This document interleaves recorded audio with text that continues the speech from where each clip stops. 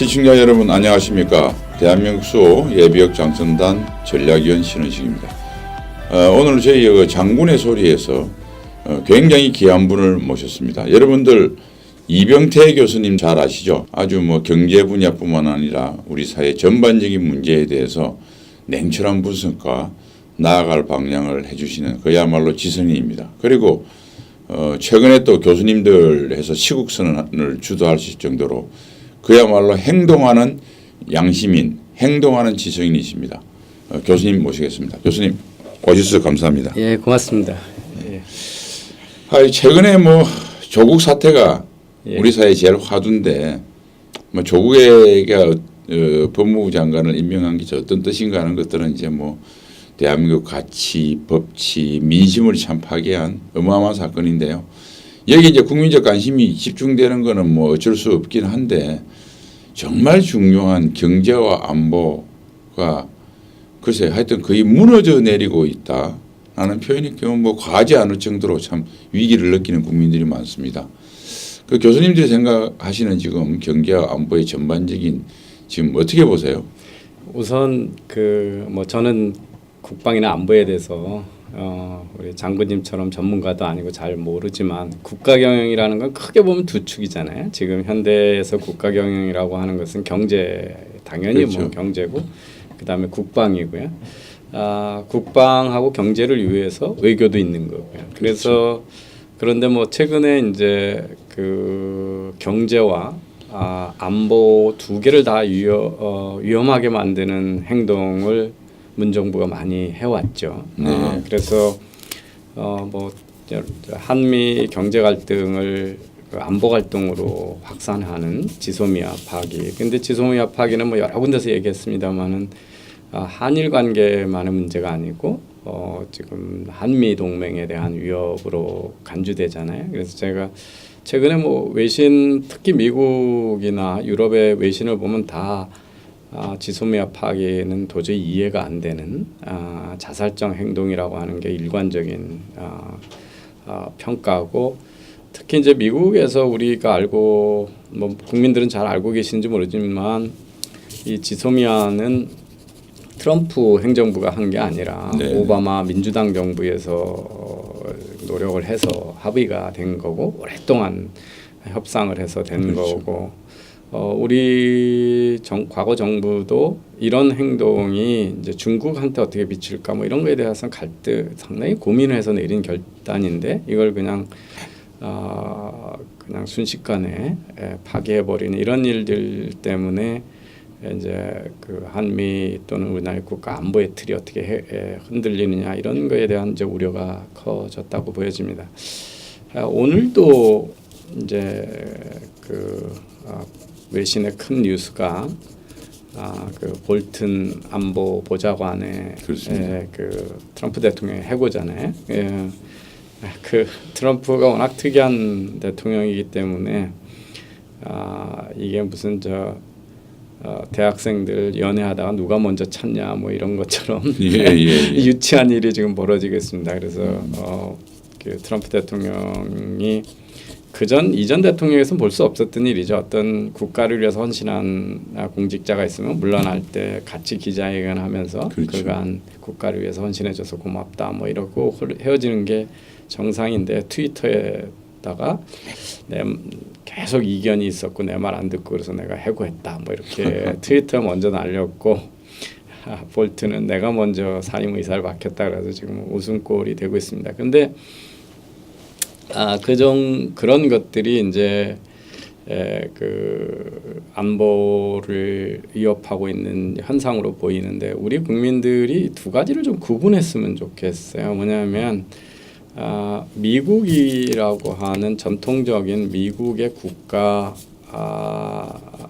전체의 안보 전략이 있죠. 그래서 그거는 정권이 바뀌어도 크게 흔들리지 않는 안보 전략이죠. 그러니까 지금은 이제 유럽 쪽보다는 러시아가 적대적이지 않기 때문에 중국이 더 위험하고 분쟁이 일어나도 아시아, 인도 태평양 지역에서 일어날 적이 많으니까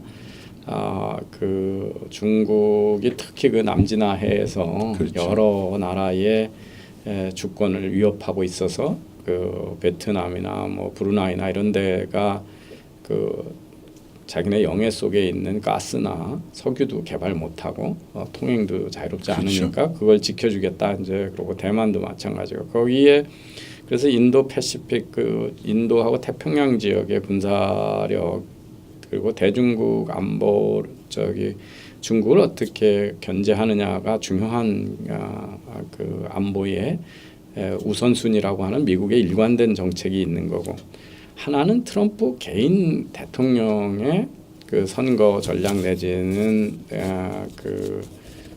개인의 정치적인 이해를 다투는 정책들이 있는 거죠. 이 두 개가 가끔은 충돌을 하거든요. 근데 이제 트럼프의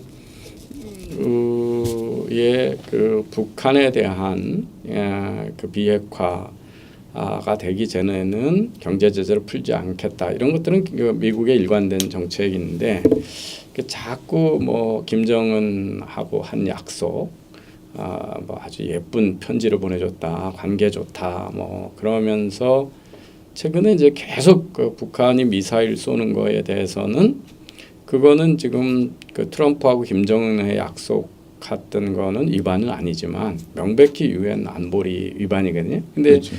유엔 안보리 위반에 대해서는 처벌하지 않고 나하고 약속은 지켰고, 왜냐하면 외교적으로 유일하게 트럼프가 지금까지 자기가 집권한 이후에 외교적인 성공 사례라고 주장하는 게 지금 이 북한하고의 비핵화 협상을 김정은하고 하면서 더 이상 핵무기 실험도 안 하고 대륙간 유도탄도 발사하지 않고 있고, 그리고는 이제 남부의 국경 문제, 이 두 가지입니다. 그래서 그걸 다음 선거로 끌고 가려고 그러니까 그 두 가지 개인의 정치적 이해를 위해서 하는 행동하고 정책들하고 미국의 중심적인 전통적인 정책하고의 사이를 좀 구분해서 보셔야 되는데, 이 이제 트럼프 대통령이 우리를 불안하게 하는 것은 바로 이제 자기의 정치적 재선이라고 하는 게 있어서 그것 때문에 한국 안보에 대한 어떤 그 타협이라고 그럴까, 안보에 대해서 조금은 뭐 한미 지금 연합 훈련도 지금 쓸데없는 예산 낭비라고 그러고, 그 다음에 주한미군 주둔군 그 비용도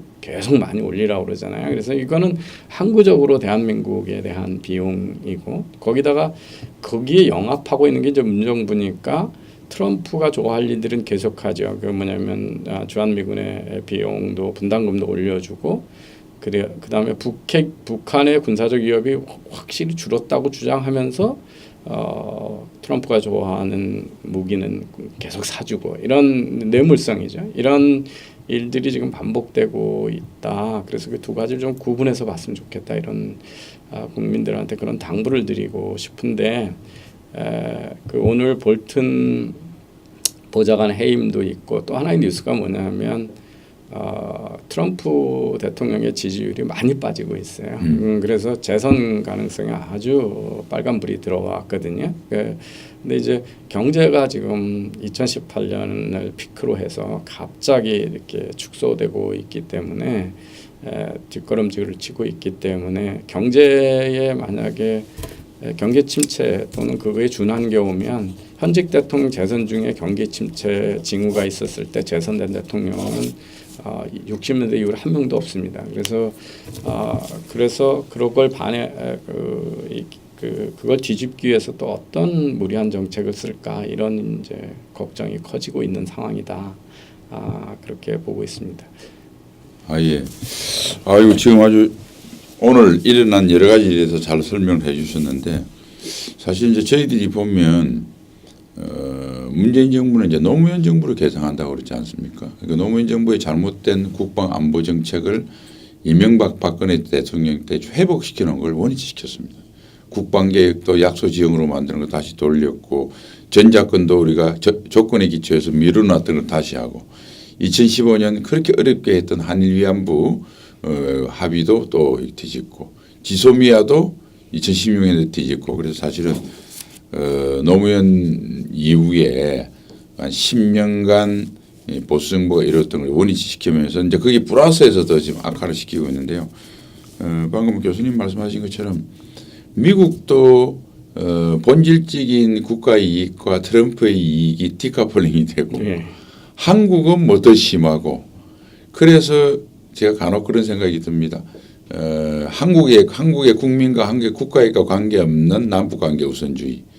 그다음 미국도 미국을 위대하게 했다고 말은 캐치프레이즈 하는데 사실상 미국한테 별 덜 도움되는 동맹 관계를 경원시한다든지 이런 미국 잘못된 우선주의가 잘못된 만남을 해서 참 그 파고가 참 우리한테 덮치는 것 같은데요.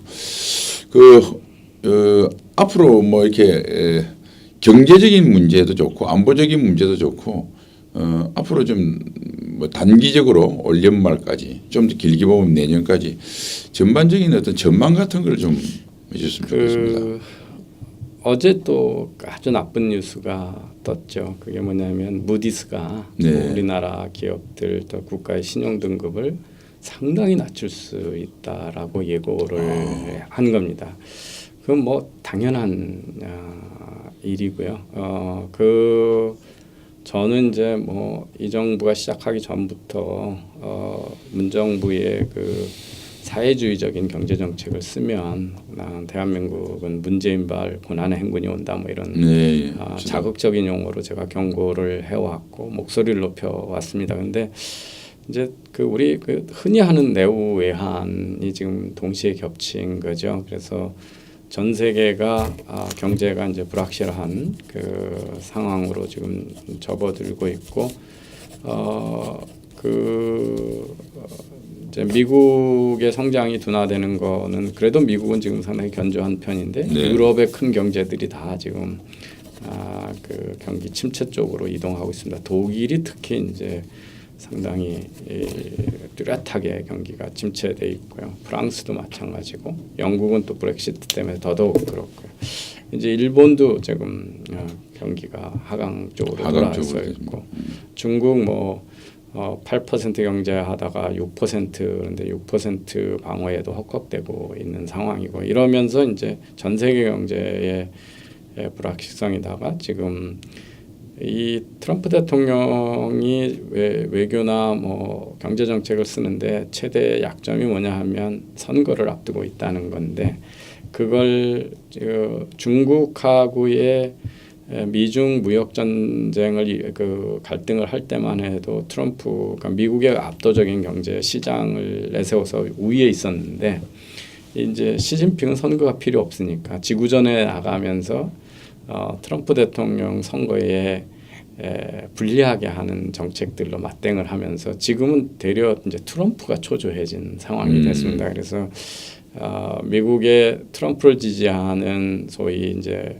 마운틴 지역 이렇게 중부 지역의 농사 많은 지역에서는 그 미국은 그 농민들이 전체 국민의 한 1.8% 2%도 안 되는 국민이 필요한 농산물의 1.5배에서 2배를 생산합니다. 그러니까 해외 수출이 안 되면 농민들이 너무 어려워지거든요. 1점 그렇게 초과 생산을 합니까? 예, 그래서 러시아에 밀풍년이 들는다든지 예. 그러면 이제 막 밀을 태워 버려야 되고 수확도 못 하고 그렇습니다. 그래서 그런데 최근에는 이제 못 먹고 살던 인도하고 중국이 워낙 고기도 많이 먹고 농산물을 많이 먹었기 때문에 거기서 이제 수익이 높았는데 중국이 미국의 관세에 대해서 대항하면서 수익 금지시킨 게 다 그런 거예요. 농산물 이런 걸 수익 금지시킵니다. 그래서 우리 이제 일반 국민들이 잘 모르지만 농산물은 항상 지금 전 세계가 농업혁명 이후로 초과 생산을 하고 있는 상황이거든요. 그러니까 미국에서 안 사도 다른 데서 살 때가 많습니다. 그러니까 브라질이나 뭐 이런 호주나 이런 데가 다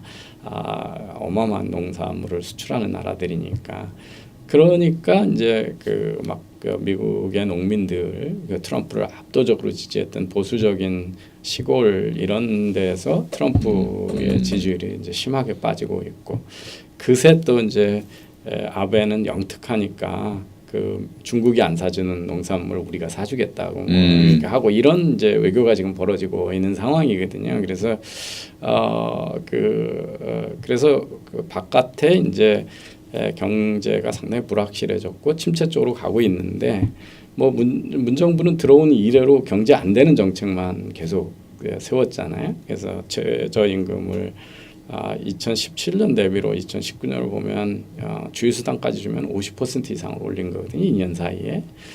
그것도 다른 나라에서 뭐 10% 미만의 최저임금 대상자인데 우리는 주휴수당까지 포함하면 반 이상이 적용받고 다른 나라보다 압도적으로 많은 자영업자 비중 때문에 거기가 더 많이 타격을 받았고 그래서 경제는 그냥 어렵게 생각할 거 없이 그냥 가게 살림하고 똑같습니다. 뭐냐면 버는 것보다 많이 쓰면 그렇죠. 망하는 거잖아요. 그렇죠, 그게 뭐 한두 달은 그렇게 흥청거리고 쓸 수 있는데 신용불량자 바로 되는 거죠. 바로 되는 겁니다. 근데 노동 생산성이라고 하는 거는 어떤 기업에 한 사람들이 벌어오는 능력이잖아요. 근데 노동 생산성부터 임금이 많이 올랐다는 거는 바로 벌어오는 것보다 많이 쓰는 거잖아요. 많이 그렇죠. 쓰는 거. 그거는 그대로 국가 경쟁력에 악합니다. 그래서 그런 반면에 이제 값싼 임금으로 일하고 싶어하는 전 세계 노동자는 전에보다 너무 많아졌거든요. 중국, 인도 다 생산을 제대로 하고 베트남만 해도 뭐 인구가 얼마나 많습니까? 그리고 옛날 서방하고 경제하고 독립돼 있던 러시아나 동구 유럽도 다 글로벌 편입됐기 때문에 외부에 싼 임금 많은데 우리나라에서 인건비를 확 올려놓으면 기업들 나가라고 돼 있는 거고. 그렇죠.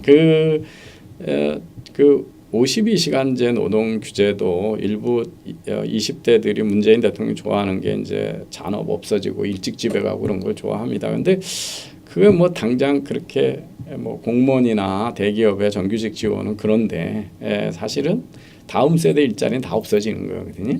그래서 저는 이 최저임금을 노동 생산성에 비해서 몇십 배를 단기간에 올린 거는 이거는 지금은 자영업자 문제가 되지만 그렇지 않습니다. 자영업자가 중소기업한테 납품을 하는 거고 자영업자가 만드는 짜장면 가게 올라가면 중소기업 근로자 임금도 올려줘야 되는 거고 생활임금 올라가고 그게 중소기업의 인건비가 올라가고 그거는 대기업이 또 부담을 해야 되고 또 이 최저임금 올린 거 가지고 아우성치니까 아예 법으로 강제해놨어요. 그게 뭐냐면 하청업체의 최저임금 인상분은 그 원가를 반영해서 대기업이 비싸게 사줘야 된다라고 하는 법을 만들어놨습니다. 그러면 이제 그래요?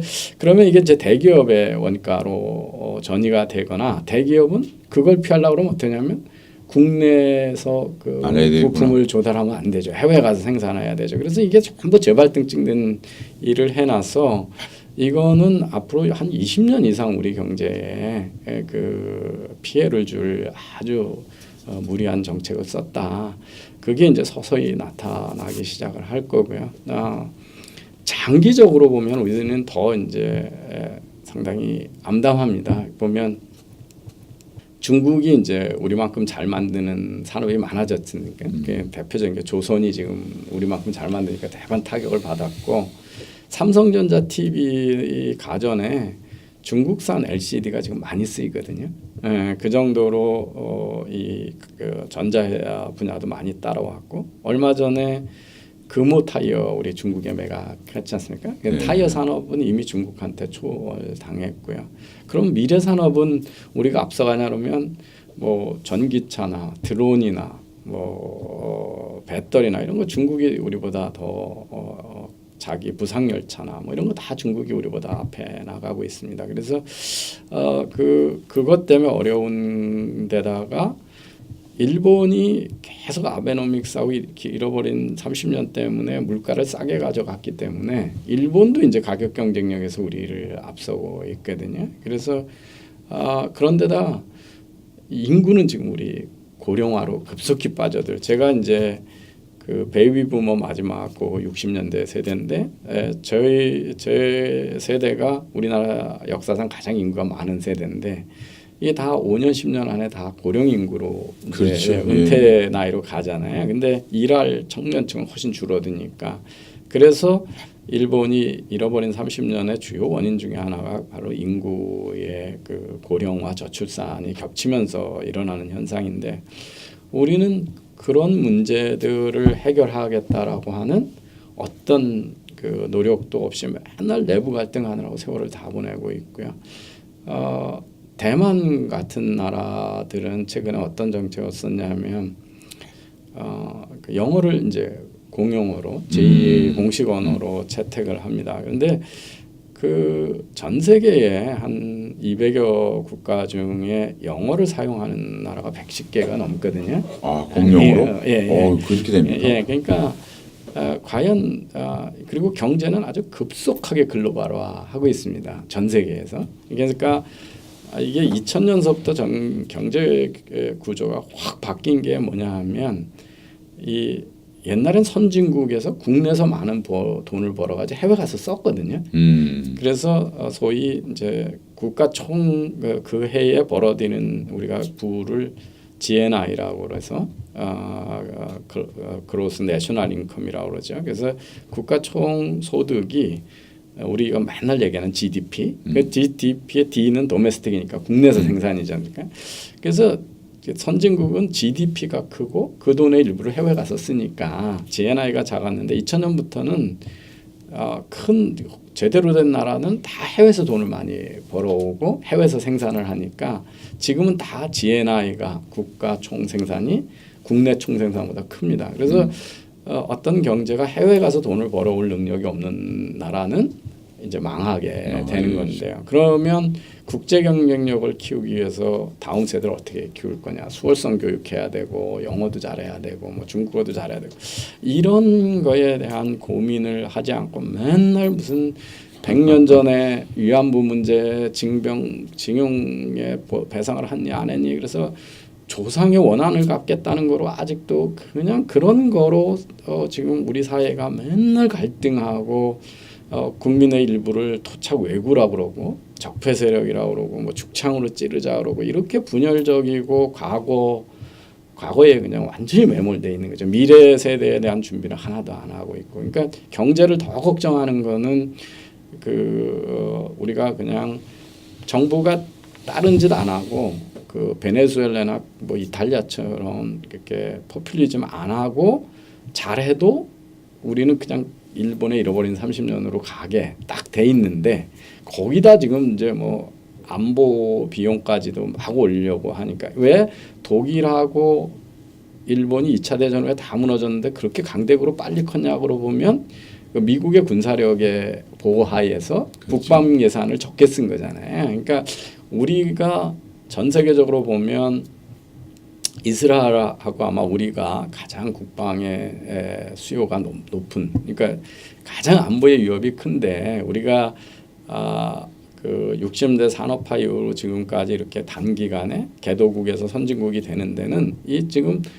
그 미국의 하고의 안보 동맹이라고 하는 틀 이게 아주 결정적인 그렇죠. 변수죠. 그거는 국방의 예산을 들쓰는 거 외에도 저 나라에는 투자해도 전쟁 때문에 내 투자금을 다 날리지 않겠구나 하는 소위 코리아 디스카운트를 많이 낮춰주는 거거든요. 그래서 미군 주둔은 그거는 우리 경제의 보험이기도 하고 그래서 이 경제적 효과에 대해서 우리 국민들이 너무 모르고 젊은 층들이 특히 자주국방이란 말에 너무 속잖아요. 그러면 유럽 사람들은 뭐 영국이 미국 사람 보면 자기네가 원래 영국에서 이민 간 사람들이 만든 나라고 자기네 그 한때 대영 제국이 세계를 다 지배했고 모든 문학이나 철학이나를 주도했던 그 영국 사람들이 볼 때 자부심은 그럼 뭐 미국 사람보다 낮아서 그렇죠. 나토 동맹 하에 그러고 옛날에 블레어 총리가 그 레이건의 푸들이라고 그러고, 그러니까 조지 부시의 푸들이라고 그러고, 그러니까 강아지라고 그러고, 그런 그다음에 뭐 옛날에 그 아르헨티나 그라나다 섬인가? 그레나다 친구. 그레나다가 아니고 그 83년도 영국하고 전쟁을 했어요. 그럴 때 보면 이제 미국하고 영국하고 한 편이 되고 이런 것들이 다 그런 기조인데 우리는 뭐 힘도 없는 사람들이 어떻게 그렇게 자주국방을 좋아하는지 모르겠습니다. 그거는 그 어떤 미국마저도 동맹을 통해서 자기를 지키는 거고 일본하고 뭐 일본은 그렇게 산업화 물결 속에서도 자기 고유 문화를 가장 잘 지키는 나라 중에 하나인데도 마치 일본은 무슨 자부심이 없어서 미군을 주둔시키고 동맹이 있는 것처럼 그래서 이 소위 좌파들의 자주국방이라고 하는 것은 그냥 국방의 문제가 아니라 경제의 문제고 우리가 지금 이렇게 안보 동맹 하에서 잘 살게 됐다라고 하는 사실을 너무 잊고 있는 거죠. 그거를 우리 부담으로 다 지겠다. 그거는 뭐 북한의 위협을 어떻게 막느냐의 안보의 일차적인 관심이지만 앞으로 그 경제적 부담을 우리가 어떻게 다 질 거냐. 그리고 해외 투자자들이나 다른 사람들이 볼 때 한국의 그 불안함, 그 코리아 디스카운트를 어떻게 우리가 감내할 거냐 이런 관점에서 경제적 관점에서 봐도 되게 중요한 일이다. 이거에 대한 자각들이 너무 없고 함부로 뭐 아까 말씀하신 전작권 회수나 이런 것들이 우리가 그걸 할 만큼의 그 비용을 지불할 과연 그 가구가 돼 있냐. 그 비용 얘기하면서 또 한편에서 보면 북한하고 평화 경제한다면서 뭐 100조 이상의 돈을 쓰겠다고 얘기하고 지금 정부가 발표하는 이미 뭐 금년에도 그 실업수당 같은 게 예산이 다 고갈이 됐거든요. 그래서 실업 보험료도 올려서 결국 이게 조삼모사인 게 이제 기금이 고갈되면 세금 더 걷어가지고 또 주는 거니까 줬다 뺐었다 하는 건데요. 그래서 기금마다 지금 다 고갈시키고 있거든요. 의료보험도 그렇고 실업수당도 그렇고 뭐 고용 그런 쪽에 막 그냥 퍼주기로 선심성이 늘리는 예산. 그래서 뭐 이번 정부는 해마다 슈퍼 예산을 짜고 있거든요. 근데 그 중에 다 경제의 경쟁력을 국제 경쟁을 늘리는 게 아니라 다 표매수하는데 지금 쓰고 있는 거죠. 그리고 최근에 대표적인 게 그런 거죠. 한전이 수조 남는 건실한 기업이었는데 탈원전해가지고 적자 기업으로 만들어 놓고 거기서 또 조단위 한전 공대를 세우겠다 그런 거죠. 지금 대학생은 계속 줄어들고 있고 학교도 구조조정해야 될 판에 다 구조조정할 판이죠. 그리고 무슨 학교가 무슨 구멍가게도 아니고 아무나 만들면 좋은 대학 만들 수 있는 것처럼 그러죠. 그리고 카이스트도 국제 경쟁력이 이렇게 높지가 않아서 뭐 전체 평가로 하면 뭐 학과에 따라 많이 다르지만 40위권 이렇게 얘기하는데 역대 정부의 정치인들이 선거 때마다 베이비 카이스트를 하나씩 만들었어요. 그래서 대구 가기대도 있고 울산 가기대도 있고 광주 가기대도 있거든요. 그리고 포스코가 투자해서 훌륭한 포스텍 포항공대도 있잖아요. 거기에 또 에너지 전문 무슨 공대를 하나 더 만든다. 지금 제가 태어날 때 한 120만 명이 태어났는데 요즘 30만도 안 태어나는 다음 세대한테 거기서 무슨 그리고 에너지를 산업화하겠다는 의지도 없잖아요. 지금 다 무슨 우리가 국제 경쟁이 있든 원전도 없애버리고 그래놓고 거기서 무슨 공대를 만든다. 지금 뭐 서울대학 공과대학이나 뭐 그 서울에 있는 대학들이 얼마나 좋아요. 있는데 투자해도 될까만한테 그런 것들이 다 이제 그 특정 지역에 표를 이식한 매표행위잖아요. 거기다 돈을 다 쓰고 있으니까 어떻게 감당할지 모르겠는데 안보가 저는 뭐 더 전문가니까 그겁니다. 이 핵을 있을 때 북한하고 없을 때는 완전히 다르지 않습니까? 저는 이제 그 2000 노무현 대통령 때 그 개성공단을 한번 갔거든요. 네네. 갔다 와서는 제가 마음이 너무 편해졌어요. 가서 본 개성의 모습을 보고 나서는 이 나라는 도대체 전쟁을 할 수가 없겠다.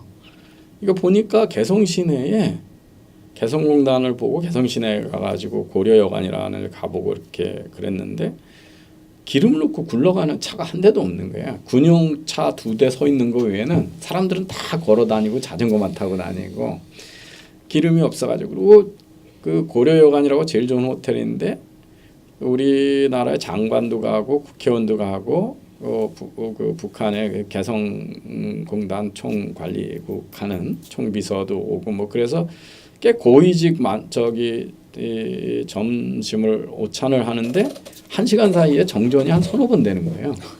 불이 들어왔다 나갔다. 그러니까 전기가 없어가지고요. 그래서 뭐 전기도 없고 기름도 없는 나라에서 그때 이제 뭐 그 김정일의 고난의 행군 막 이때니까요. 얼마나 처참해요. 그래서 전쟁을 할 경제적 능력이 없겠다 그랬는데 그래서 아마 북한이 뭐 핵 개발을 한 이유는 이 전통적인 컨벤셔널한 그 무기로는 이게 한국하고 싸워서 이기기가 어렵겠다라는 판단이 있었겠죠. 근데 핵이 들어오면 이제 뭐 그 굴복하는 거죠. 전통적인 그 군사력은 의미가 없는 상황이 된 전쟁이 거죠. 성립이 안 됩니다. 안 되는 거잖아요. 그러면 대응이 뭐냐 보면 우리가 자체 핵무장을 하든지 아니면 미국의 전략 핵 배치를 해가지고 그 핵우산화해서 보호하는 거 두 가지인데 국제 질서상 우리가 핵무장을 한다는 건 너무 위험한 일이잖아요. 중국이 가만히 있을 리도 그렇습니다. 없고 일본도 당시 핵무장 가게 되는 거고 그래서 뭐 이게 이 아시아 전체가 핵 지역으로 다 가는 거니까 저처럼 뭐 이렇게 국가 안보나 국방에 대해서 모르지만 이거는 뭐 외교적으로 너무 위험한 일이고 그 이 아시아 전체를 핵 지역으로 만드는 뭐 핵 확산을 할 거냐. 그래서 뭐 우리가 핵무장 하자 이건 말은 쉽지만 그 국제 외교 관계상 보면 미국이 그걸 허용할 리도 없고 그래서 안 되면 유일한 수단이 이제 미국의 핵우산에 대한 전략 핵 전술 핵 배치 이런 것밖에 없는데 한미 동맹을 흔들어 놓으면 어떡할 거냐. 그러면 그 에치스 라인에서 다시 벗어나겠다. 딱 그 얘기로 귀결되는 건데 그러면 이제 이 국방의 비중 뭐 일부에서 의심하듯이 북한한테 갖다 바쳐가지고 연방제 통일하겠다 그러면 뭐 그건 뭐 얘기 끝이니까 더 이상 논란의 대상도 없는데 우리가 자유민주주의를 지키고 지금의 대한민국을 지키고 자유민주주의와 시장경제에 입각한 흡수 통일을 기대한다면 그 북한 그걸 기대한다면 당연히 지금 현실적인 고민은 한미동맹을 강화해서 그 북핵에 대한 대응, 뭐 북한 핵이 완전히 폐기될 거라고 믿는 사람은 저는 그 찾아본 적이 거의 없습니다. 뭐 붕괴되면 예, 모르겠죠. 레짐 체인지 되면 근데 그 뭐 뒤에 중국이 있으니까 함부로 레짐 체인지도 그렇게 레짐 체인지 했다가 중국이 진군해 가지고 그냥 동북공정 저거대로 점령해 버리면 어떻게 할 거냐는 문제도 있고요. 그래서 이 자꾸 국민들은 경제 문제하고 이 안보 문제를 자꾸 그 아주 밀접한 연관성에 대한 이해가 좀 잘 없으신 것 같아요. 그래서 안보의 비용이 너무 높아지면 우리나라가 절대 잘 살 수가 없고 이스라엘이 미국한테 그렇게 친미 정책을 쓰고 유대인들이 애쓰는 이유가 뭐겠습니까? 그걸 그렇죠. 공공정책위원회 만들어 놓고 뭐 그걸 자기 힘으로 다 하려고 그러면 뭐 이스라엘이 살아갈 길이 없죠. 주위에 다 호랑이한테 둘러싸여 있는 토끼인데 그래서 그렇게 강건한 자기 내부 국방력도 있어야 되지만 결국은 그 아주 강력한 서방의 동맹 관계를 유지해야 그 사이가 견딜 수 있는데 우리는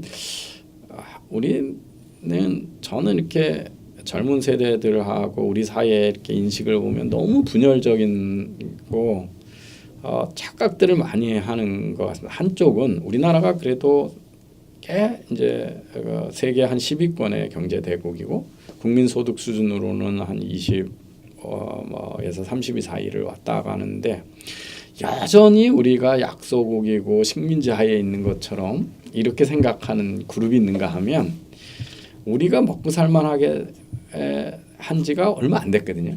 기업들이 돈을 해외 가서 벌어오기 제대로 벌어온 거는 한 2010년 IMF 끝나고 그때 구조조정하고 뭐 이렇게 삼성전자가 글로벌하게 반도체 많이 팔고 자동차 많이 팔아지면서 본격적으로 큰 돈을 벌어오기 시작한 건 한 2010년밖에 안 됩니다. 그런 얘기는 우리가 해외에서 돈을 벌어서 우리나라의 국부를 축적하기 시작한 게 한 10여 년밖에 안 되거든요. 그래서 쌓인 돈이 많이 없어요. 그런데 또 일부는 마치 우리가 일본이나 스위스나 뭐 스웨덴, 노르웨이 뭐 이런 나라처럼 마치 그 국민 복지를 누릴 수 있는 나라처럼 이렇게 아주 극단적으로 현실성 없는 얘기들을 많이 하는 거죠. 그러니까 독립을 해서 건국을 하고 70년 이상 살아왔는데도 자꾸 그 일본의 과거의 식민지 시대 때 원한에 집착하는 그런 사람들이 크게 있고 이번 정부가 이제 그런 정부죠. 그런 아주 역사의 진보를 믿지 않는. 그러니까 우리가 그 봉건 영주국에서 해방 후에 공화국을 만들었고 자유세계에 편입된 것처럼 일본도 2차 대전 때 제국주의에서 벗어나서 일본이 가장 평화지향적인 자유주의에 편입된 그렇죠. 역사 진보를 한 나라거든요. 거기는 뭐 평화헌법도 그렇고 지금 일본이 다른 나라 영토를 침해한다. 이거는 그 일본이 했는 100년 사이의 그 역사 진보를 부정하는 거거든요. 그래서 헌법상도 할 수 없게 돼 있습니다. 없게 돼 있고 또 미국이라고 하는 것도 있고 뭐 아베가 정상국가 만다 이런 거를 바로 군사대국화해가지고 우리를 침공할 것처럼 이런 것들이 이제 그런 역사 진보를 믿지 않는 건데 또 한편은 경제적으로도 우리가 스스로를 계속 지키고 경제를 계속 발전하기에는 지금 북한 문제도 있고 중국이 옛날보다 힘이 워낙 세진 나라고 돈도 많은 나라고 그런데 우리는 지금 일본의 잃어버린 20년보다 더 가혹한 세상으로 갈 구조를 갖고 있거든요. 군사비는 계속 써야 되고 인구는 더 빨리 줄어들고 고령화는 더 빨리 진행되고 그런데 일본은 그 고령화 진행이 그 명목소득이 7만 불 이럴 때 진행됐는데 우리는 지금 3만 불 수준에 진행되잖아요. 이게 앞으로 중국이 불안해질 거라고 하는 예상이 뭐냐면 이 중국이 바보같이 옛날에 일가구 일자녀 정책을 썼지 않습니까? 근데 지금 10,000불 올라간 상태에서 우리처럼 고령화가 진행되거든요.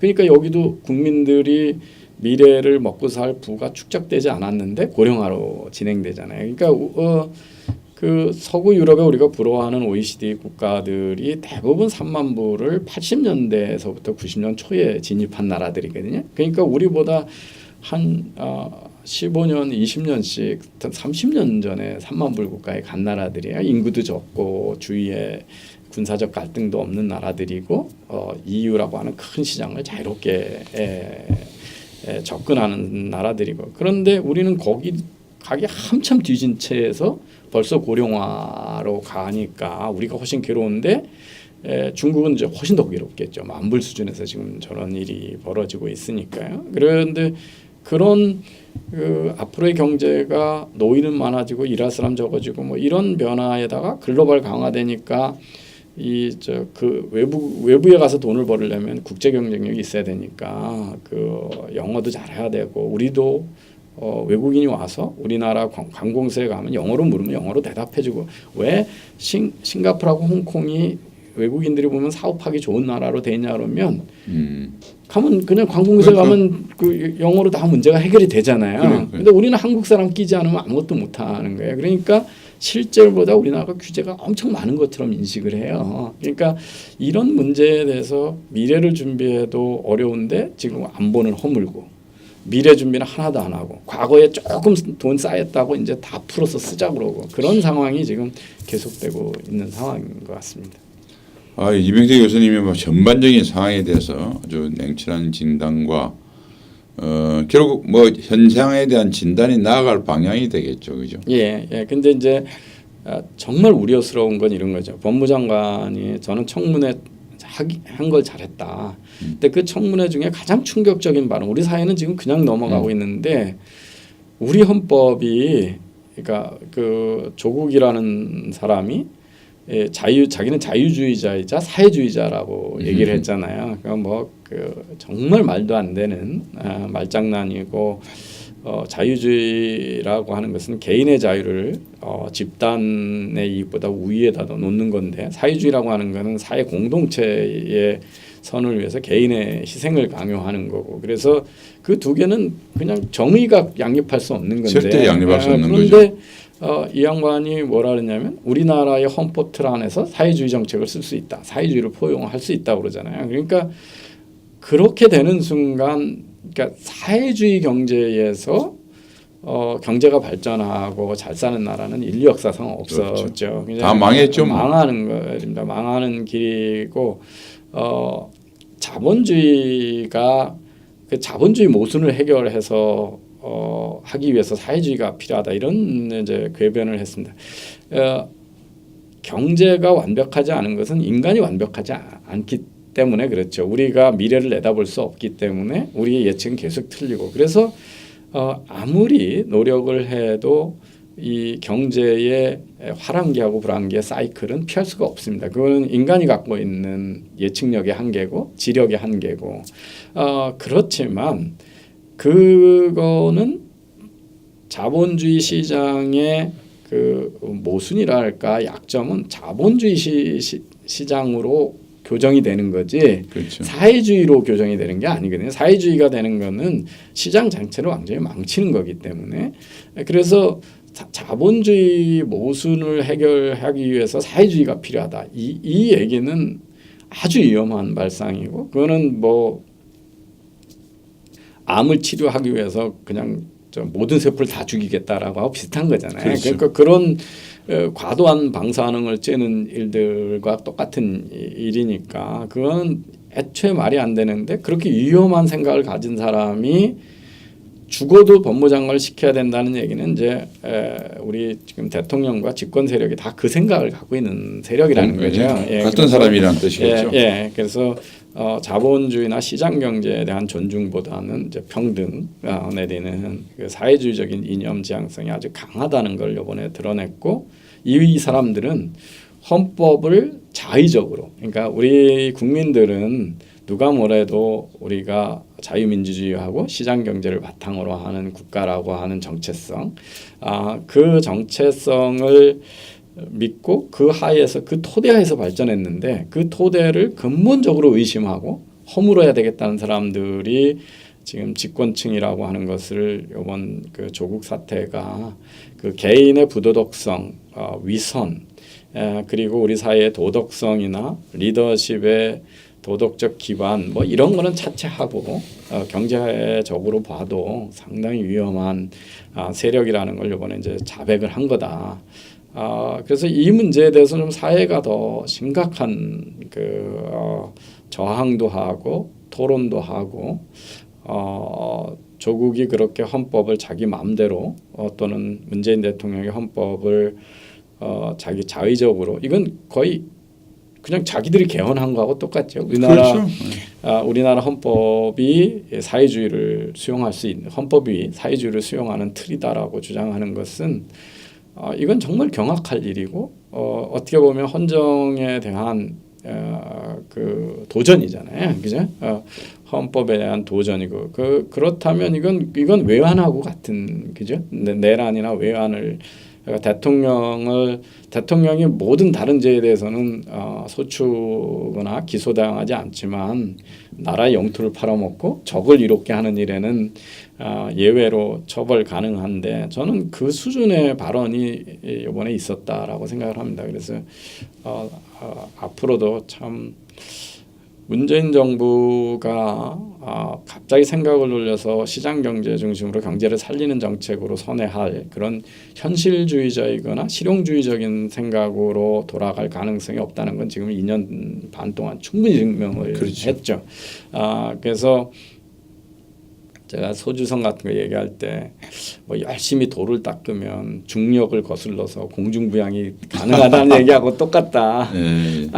기억납니다. 예, 아니 임금을 팍 올렸는데도 일자리가 줄지 않는다고 믿는 거는 뭐 열심히 도 닦으면 축지법도 쓰고 공중부양하겠다는 얘기하고 뭐가 다르겠습니까? 자기의 그래서 한쪽 면만 보고 현실성이 없고 과학적이거나 논리적인 사고를 못하는 집단이라는 거는 충분히 증명을 했는데 이제 헌법을 자유롭게 해석해서 사회주의도 품는 거다. 이렇게 되면 앞으로 이제 남은 2년 반의 그 집권 기간을 우리가 어떻게 견뎌내고 그 사이에 앞으로 20년, 30년 살아갈 경제적 토대, 안보의 토대를 얼마나 허물 거냐 이런 점에서 뭐 이제 장군님 뭐 대수장 같은 데서 열심히 싸워왔는데 아직도 우리 국민들이 그 이번 정부의 실체에 대해서 잘 모르시는 것 같아서 상당히 안타깝고 어떻게 그 40대 특히 문재인 정부를 지지하는